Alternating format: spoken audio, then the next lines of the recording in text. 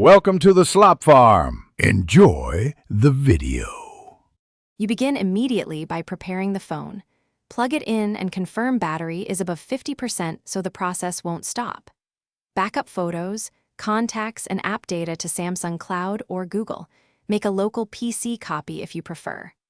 Once done, check you know your Samsung account credentials, and, if possible, remove the account or disable Find My Mobile to prevent reactivation lock. Now open Settings and follow the next steps to initiate the factory reset sequence.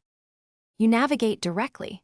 Open Settings, tap General Management, then Reset and choose Factory Data Reset. Read the list of items that will be removed so you're sure the backup is complete. This step explains what you'll lose. When ready, tap Reset or Delete All. You'll be asked for your PIN, pattern, or Samsung account password to confirm. This prevents unauthorized wipes. After you confirm, the phone will restart and begin erasing. Wait without interrupting the process. You'll see the Setup Assistant after the phone finishes wiping. Follow prompts to choose language, Wi-Fi, and sign into your accounts, or restore from the backup you made. If the device hangs or loops, power off and boot to recovery mode, volume up plus power/Bixby on many models, and choose wipe data/factory reset or connect to smart switch on a PC for recovery.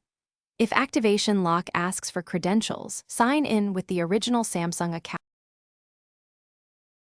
Thanks for watching. Consider subscribing if we helped you today.